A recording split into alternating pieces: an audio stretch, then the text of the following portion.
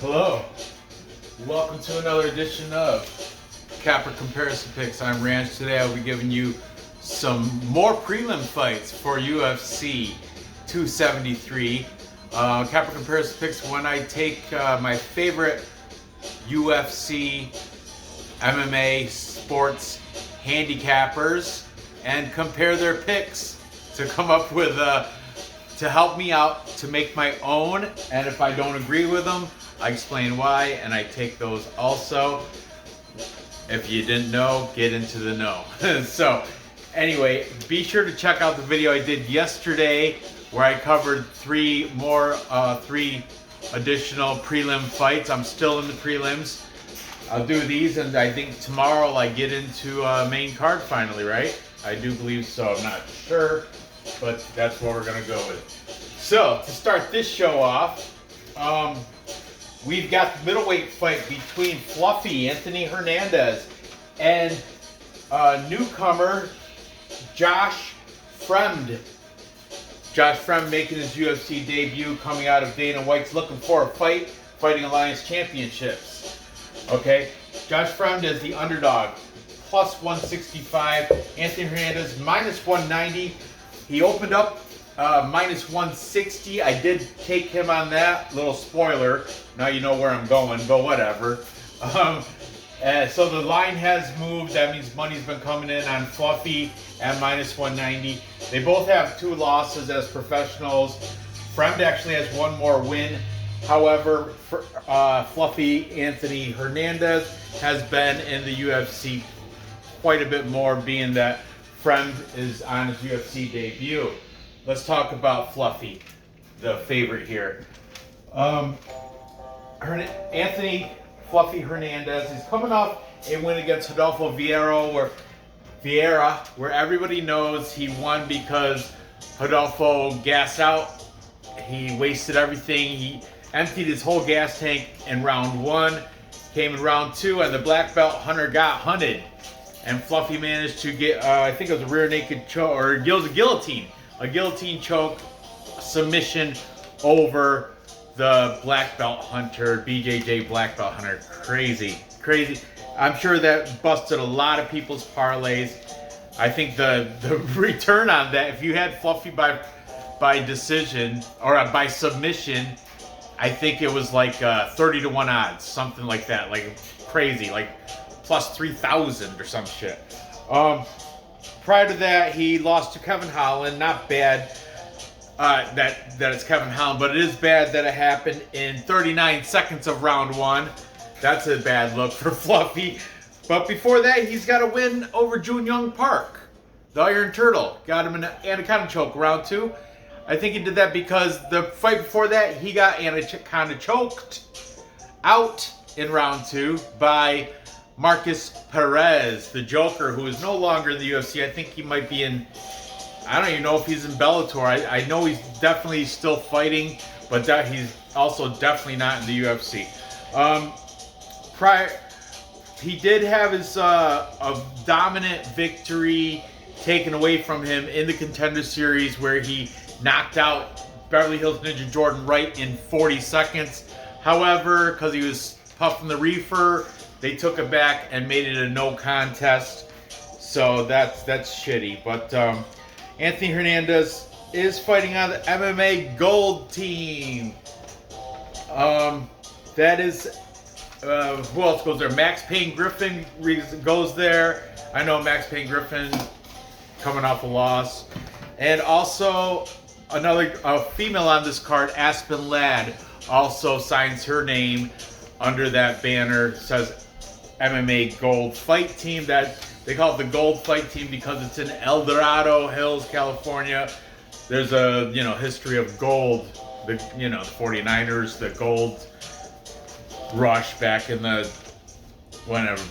pioneer days of the early days of America. But anyway, so Anthony Hernandez comes in. Tail of the tape, he's actually 4 inches shorter than Josh Fremd. Both these guys are the same age. They're 28 for Hernandez and for Josh Fremd, both 28. Josh Fremd does have 4-inch height advantage. Reach is only 1.5 inch, so that's not bad, not bad. Josh Fremd is coming off of, like I said, he was in Fighting Alliance Championships. Dana White's looking for a fight where he rear naked choked Joel Bauman, round 2. Prior to that, he beat Renato Valente, unanimous decision in the LFA. Speaking of LFA, he has a loss to RoboCop Gregory Rodriguez in the LFA. Can't take much from that, but Gregory Rodriguez did finish him in round 1 by TKO punches. Before that, he does have a couple other good wins, decent wins. He beat Bruno Oliveira, Bruno Oliveira, you might not have heard of him. This was an LFA, but he did. Bruno Oliveira actually has a win against Jared Gooden. So I guess that's good because Josh Fremd beat him round 1 punches. And prior to that, he beat Antonio Jones round 1 punches. Antonio Jones, you might not have heard of him, but he beat Ike Villanueva in LFA. So if you want to play a little MMA math, he's beat people that have beat people that are in the UFC presently. So I guess you could say he's in the MMA math sort of roundabout way. Josh Fremd has defeated fighters that are UFC caliber, if you want to look at it like that, you know. Despite what a lot of these cappers are telling you, he was not a D1 wrestler. He was a D3, Division 3 wrestler. I forgot what the college was called, but he was only there for like one year, and then he transferred to Slippery Rock University, and Slippery Rock University discontinued their wrestling program prior to him, like the year before he transferred there. So, you know, I've heard a lot of I'm not going to mention names, but a lot of these other cappers like, oh, he's got NCAA D1 wrestling. No, he don't. Show me. What team? What D1 team did he wrestle for? He didn't. He wrestled for a D3 team that is not even, I don't remember the name. Let's see. He trains out of Pennsylvania. Yeah, the college is, I think, somewhere around Pittsburgh. It's not University of Pittsburgh, I tell you that. It's not Pitt. He's not a Pitt Panther. He's definitely not. It's some college down in Pennsylvania near Pittsburgh. I forgot. D3 school. But, so Josh Fremd, not a decorated collegiate wrestler as you may have been misinformed about. According to Tapology, he trains out of the All-American MMA Academy, and that is in Pennsylvania. Now, Josh Fremd is coming also on short notice. He's replacing Dricus Du Plessis because Dricus Du Plessis was supposed to fight Fluffy Hernandez, but then what happened with Calvin Gastelum and Nasruddin Imavov were supposed to fight back. Imavov had like visa problems or something, so Du Plessis says, well, hell with you, Fluffy. I'm going to go to the main card, get out of this prelim bullshit, and I'm going to fight KG myself. And he jumped up to fight Calvin Gastelum, but then Gastelum had to withdraw because of an injury, unknown injury, and now Dricus Du Plessis is left without a fight, and Josh Fremd is taking his spot against Anthony Hernandez. Good for Anthony Hernandez because I think Dricus would have gave him a real tough battle. I don't know. That's a close, much closer to one to call. But anyway, let's see what the cappers have to say in regards to this middleweight showdown between Fluffy Anthony Hernandez and Josh Fremd.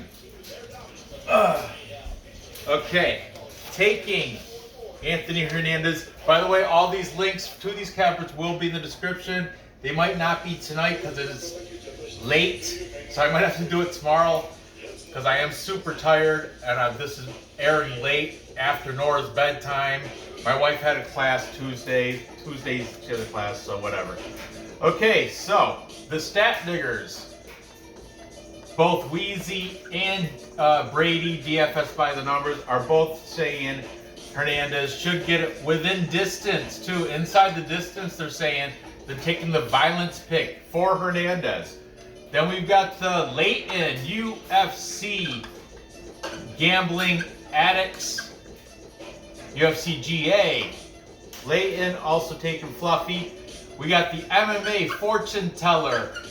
I guess he was going to the event this weekend because he does live down in Florida, and this event is taking place in Jacksonville, Florida. Then we've got Blood Money. Blood Money went to Columbus event and had the worst night of his entire gambling career ever. He lost like 9 units or something crazy. I think he went gambling. He went 2-7 or something crazy. I don't know, something. But Blood Money here. I hope he does make Cody does make a comeback with this card. He's taken Anthony Hernandez by submission. Round 2. I like it. I like the specifics. You pick the round and the method, guaranteed be plus money, even on the wide lines. Unless if it's super wide, it'll almost be even money. But if you round pick it, that's almost always, I've never seen it not plus money by picking the method and round. Okay? Finally, we've got MMA experts. That's AJ DeVito. Also taking Anthony Hernandez by submission, making this a full capper consensus. Like I said, Nora's already in bed, but a full capper consensus is when all the handicappers are in agreement and taking the same side. And in this case, everybody's taking Anthony Fluffy Hernandez on this show anyway. I know I get new cappers every time I do a capper comparison show. And there are other cappers that I was listening to today that are actually picking Josh Fremd. But a little too late, sorry, too late, dollar short, dollar late, or a day short, dollar late, whatever, however you want to say it. This show, everybody's in agreement that Hernandez is going to be the newcomer in Fremd. They will mention that Fremd is, they're not going to be surprised if Fremd comes out and takes care of business over Hernandez. They always say that, kind of like insurance to, well, you know, I did pick Fluffy, but I didn't say, I said I wouldn't be surprised if Fremd comes out. That's, of course they can't say, only some of them brave enough to say this is a lock, or Dev the dude, God bless him, because he locks a lot of his picks. He's confident, he backs him up, and then he still backs him up even if they lose. He comes up with excuses of why. But in this case, everybody is on the side of Anthony Fluffy Hernandez over Josh Fremd, as am I. I just think his experience is going to show through his UFC caliber resume. Like he's had a stronger resume of fighters. Josh Fremd, coming from LFA, not horrible, not a bad regional scene, not a bad lesser fight promotion, but the only people I really recognize are the ones that Greg Rodriguez, the one he lost to, and the other guys, he does have wins against guys that have had wins against guys that are in the UFC. But do you really want to play that whole thing? Josh Fremd does have a chance here. I mean, it's a fight when it comes right down to business, but I'm going to take Fluffy here with the experience, with the edge. I think he's probably going to be better wherever it goes. I mean, he submitted the black belt Hunter. That looks really good. Despite, I don't care how he did it. You can't take it from him just because he had a better gas tank. And Rodolfo Vieira was gassed out going in the round 2. What are you going to do? Shit happens. Learn how to manage your energy, right? So I'm taking Hernandez. I think he's going to get it done. We'll go by submission. Screw it. Submission. If I have to pick a round, I'll say round 2, 1 or 2. Because round 3, everybody gets a little bit too slippery, a little too sweaty, too slick to lock in that stuff. I mean, still could happen depending on the gas tank, but this is going to be a very good fight. It's going to be a banger. Don't let, I mean, the odds there, but I think he should be back to original odds. What was it, minus 160? That sounds a little bit better. But Josh Fremd's not a punk.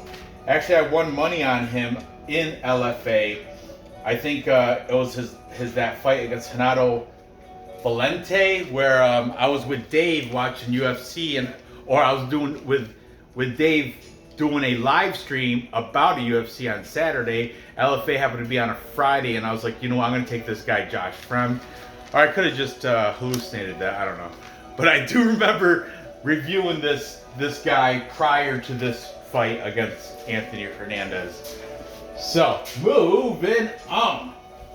Next we have, where are we going? Oh, straight up. Welterweight fight between Mickey Gall and Mike Malott. Milo, depending on however you want to say it. He is Canadian, so I think you would go with the French version and say Mike Milo. But it would be like Miguel. No, that's Spanish for Mike. What's Miguel? Mike? No, how do you say Mike in French? I don't know, whatever. Mike Milo. Mike Milo proper, that's his nickname. Mike Proper Milo taking on Mickey Gall. Mickey Gall. Sorry, Mickey Gall.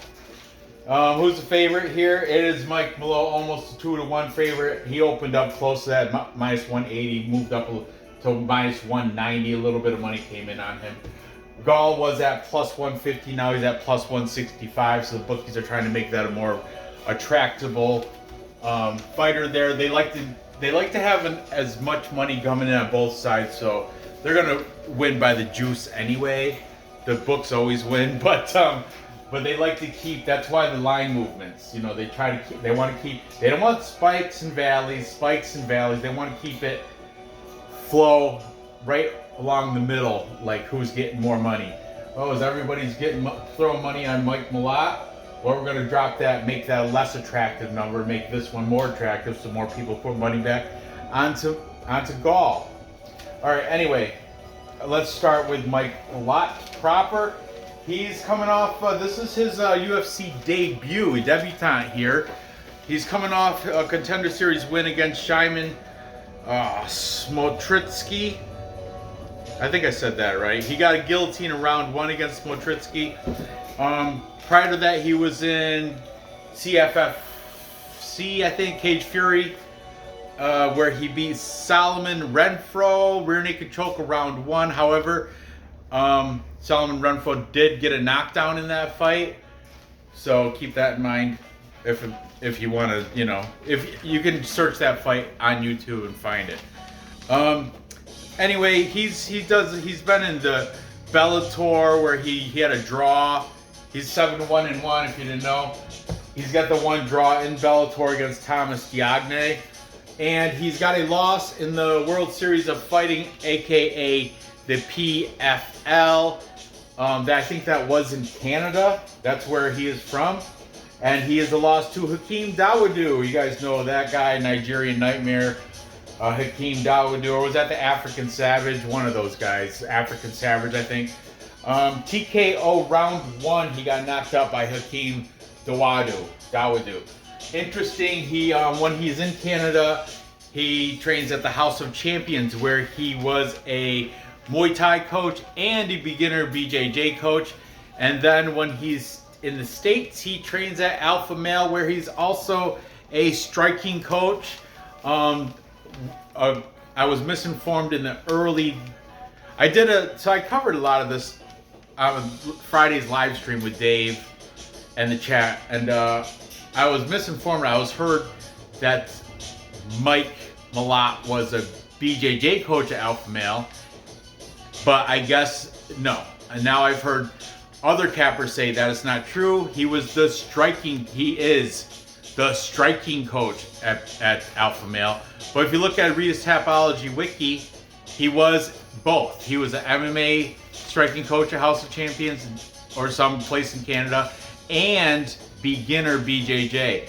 So anyways, the dude's a coach for a fighting system, you know, for a base fighting system, whether it be striking, BJJ, Muay Thai, it doesn't matter. He's a freaking coach, Mike Malott. Everyone's banging on him for being like not having a lot of activity, but he's coaching, so he's in the gym every day. That's his job.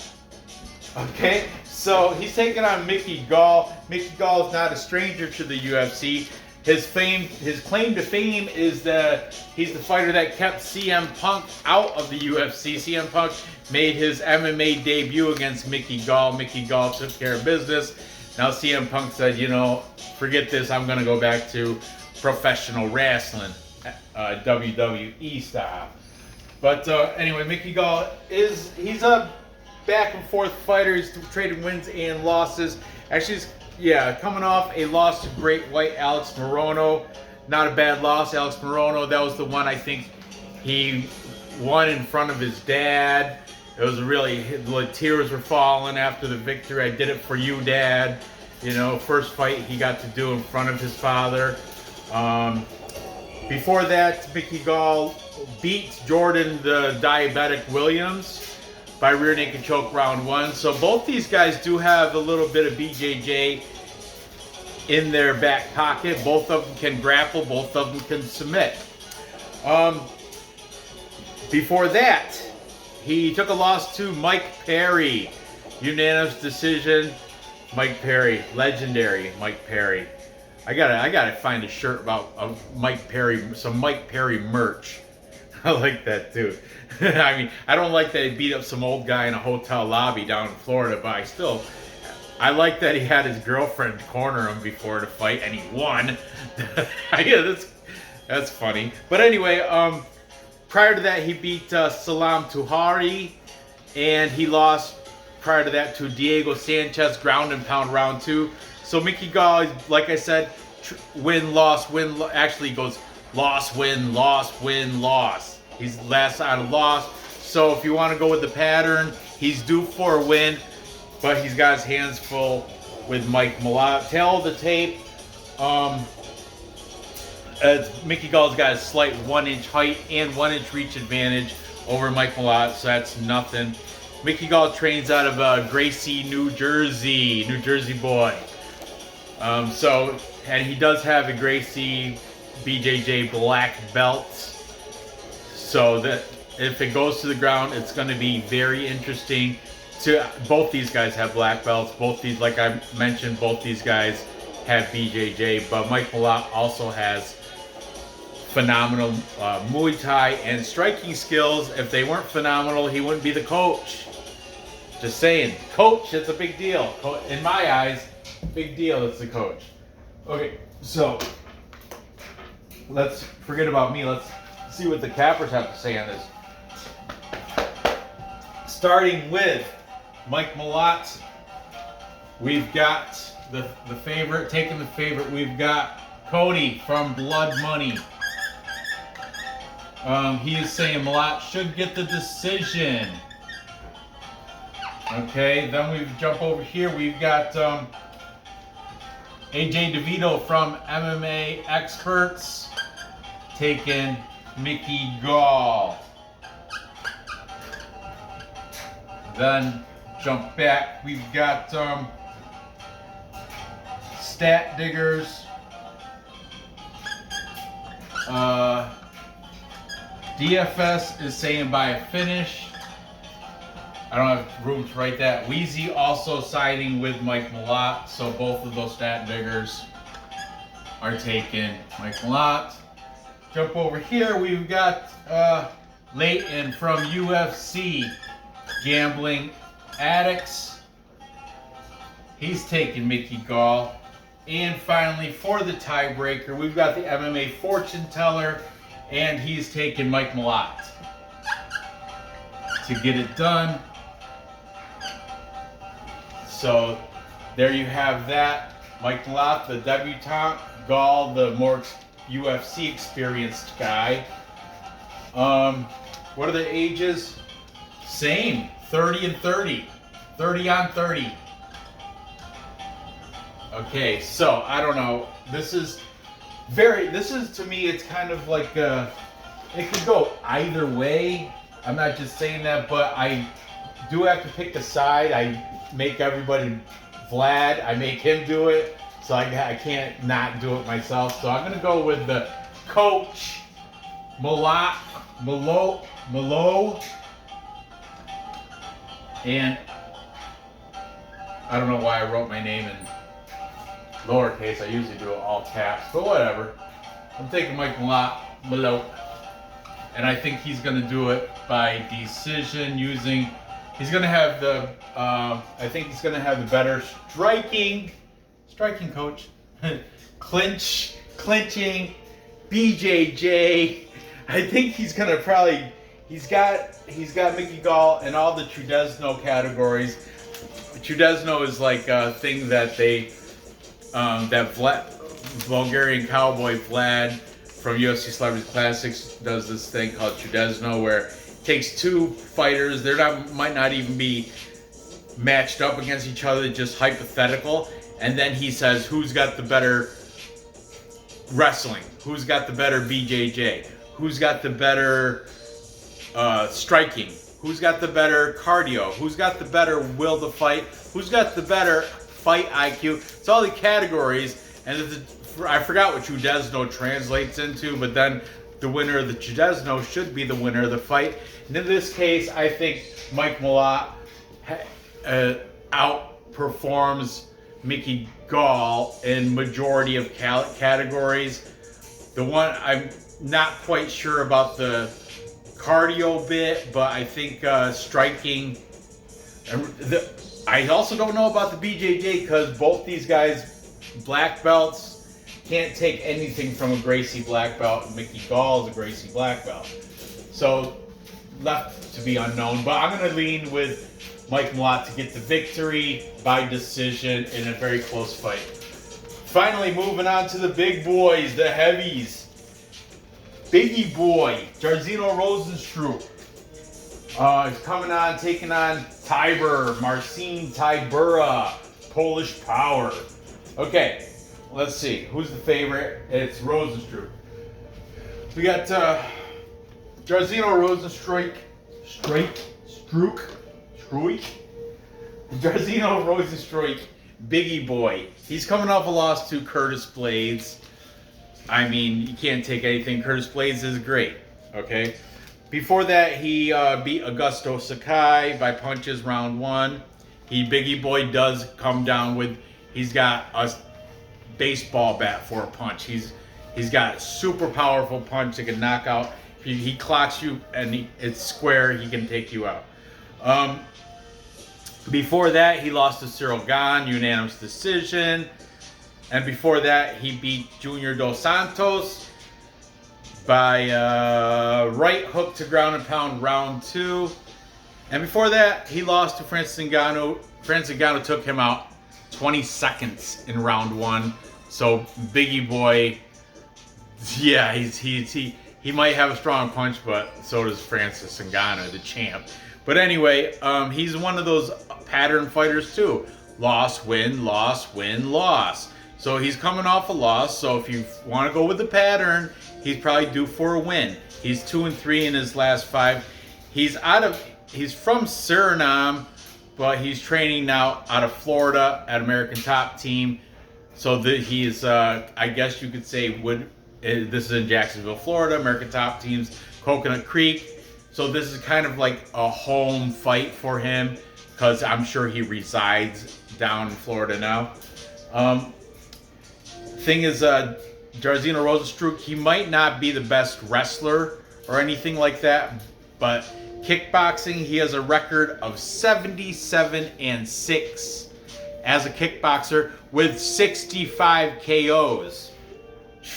That's nothing to shake a stick at. That's for real. 77-6, 65 knockouts as a kickboxer.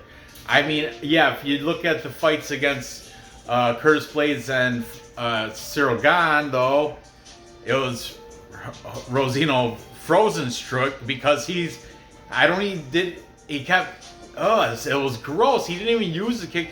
He was like feinting and not his output was so low. He was like looking for a counter punch. I don't know. I just really did not like it. On the other hand, his opponent, Marcin Tybura. This guy, he started out kind of in a slump, but then he came to a mediocre rise. He had a little string of continuous wins against mediocre opponents. Let's see what we got. Most recently, he did suffer a loss to Alexander Volkov. Volkov was just a bigger guy. Marcin Tybura could not take him down, and Volkov managed to get the unanimous decision victory.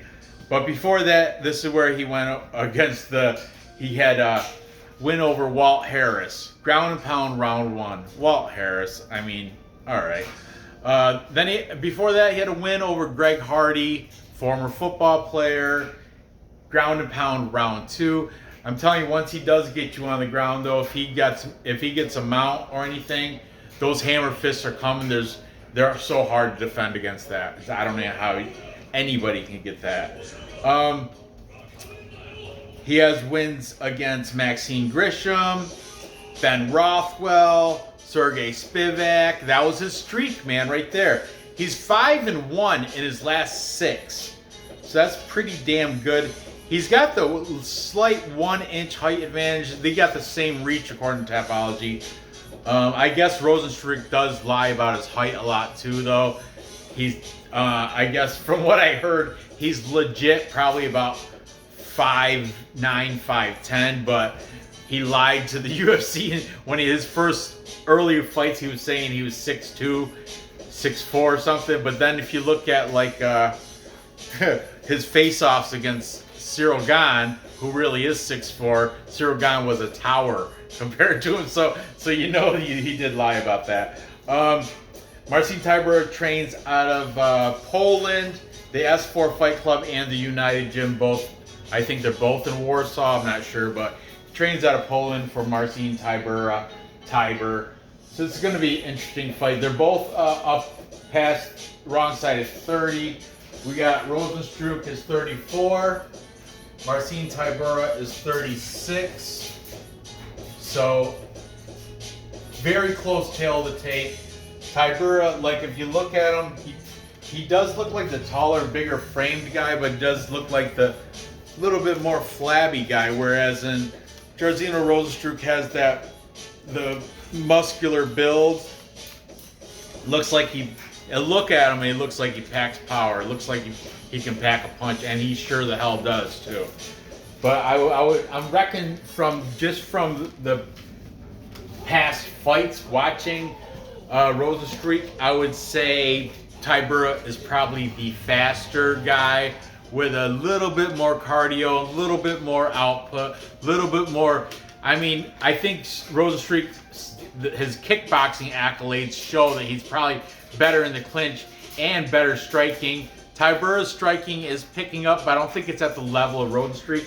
However, his hole is in the ground game. So if Tybura uses that Eastern European wrestling that he carries around, and he does have a little bit of that Polish wrestling in him, and he does have the ability to take it to the ground, and I think he probably will take Rozenstruik to the ground, and I think he might have a little bit of success there. We'll see. I don't know. Let's see what the cappers have to say in this one. Taking the favorite in Rozenstruik, we've got the Stat Diggers. Actually, it was just DFS Brady. Weezy didn't come out really and give a direct pick in this fight. He did say he's thinking about throwing a bet on Tybura by knockout because the odds were tasty. But I don't know if that's his legit pick, so I'm just going to leave him off. DFS from Stat Diggers, that's Brady, is taking Rozenstruik. He's not super confident with it, but he is taking him. Then we've got AJ DeVito, MMA Experts, saying Rozenstruik should get the KO round 1. That is a very popular pick amongst a lot of handicappers. Speaking of that, UFC gambling addicts late and also taking Rozenstruik by KO. Blood Money. Cody is also taking Rozenstruik. KO, TKO, whatever. Round 2. And finally, to finish this all off, we have a contrarian pick. The MMA fortune teller is taking Marcin Tybura to get it done. He never really says the method. Occasionally he does, but in this case he did not say how. But he is siding with Tybura to get the victory here at plus money, plus 122. It was a plus 110, so the odds are now coming better in your favor if you're taking Tybura. This one is tricky. It's tricky to rock around, and pick the fighter on this fight. But I'm gonna take. So tricky because Rozenstruik does have this better stand-up. On the feet, he's gonna be the better guy. In the clinch, he's gonna be the better fighter. He's got that 65 knockouts as a kick in Muay Thai kickboxing, right? But 77-6 record, unbelievable. And his opponents that he's lost to, his last 3 losses, Francis Ngannou, Cyril Gane, and Curtis Blades, they're all phenomenal. Curtis Blades is definitely a better wrestler than Tybura, and it went to decision. Cyril Gane, a better wrestler than Tybura, it went to decision.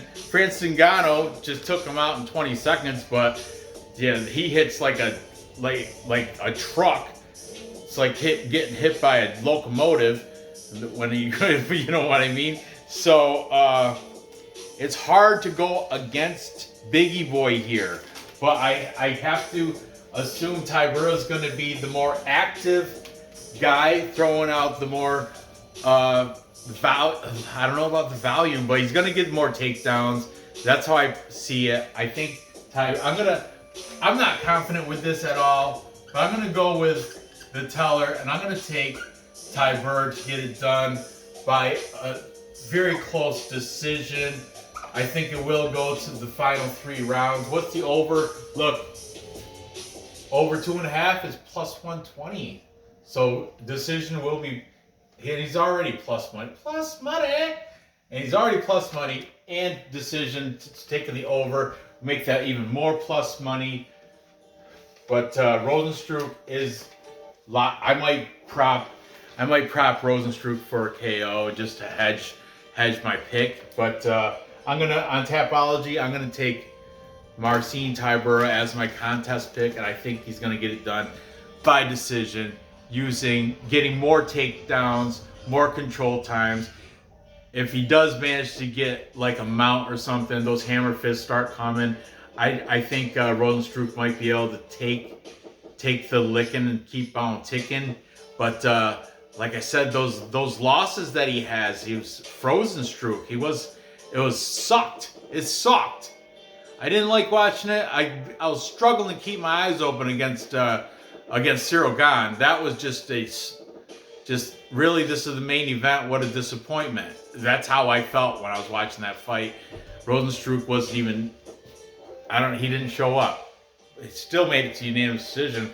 Boring as hell, but still, whatever. So, to recap, time check. Oh, it's so late. And the camera messed up. I apologize for that. Okay, so to recap, I've got Anthony Fluffy Hernandez beating Josh Fremd by submission. I've got Mike Malott, the coach, striking BJJ, doesn't matter, he can coach it all. The coach Malott beating Mickey Gall by decision. And I have Marcin Tybura, the faster, more aggressive fighter, getting the nod from the judges against Rozenstruik and getting a decision victory. So there you have it. Gather the info, place those bets, cash those tickets. I appreciate you watching. I really apologize if the camera movement made part of this screen out of sight or whatever. I don't know. But I apologize for that. Whatever. I'm just a one-man team here. My kids are too young to help me, and my wife she doesn't care about this shit. She's got her own hobbies. So anyway, thanks for watching. I appreciate the support. Give me a thumbs up, please. Fill the comments with who you think's gonna win these fights. Help me with this one. I'm on the fence. Convince me to go one way or the other. Right now I'm leaning Tybura. Or am I crazy? Is Rozenstruik gonna take him out? These cappers seem to think so. All 4 of them. KO, KO, KO. Well, 3 of the 4 that on this show are taking Rozenstruik. I don't know. I for some reason, something in my gut tells me Tybura is going to get the nod in the decision. So I'm going to stick with that for now until I see the face-offs. So good luck on your bets. And tune in tomorrow. I'm going to do another show with 3 more fights. I think we're walking into the main card. Let me take a quick look. The order got all messed up. So tomorrow, it's more prelims tomorrow. My bad, more prelims. I have the old man Alonik taking on Vandera, Aspen Ladd, Raquel Pennington, and Ian Darian Weeks. That's for tomorrow's show, so tune in for that. But for tonight, enjoy this one. Good luck on your bets. Leave your comments. See you next time. Thanks for watching. Bye.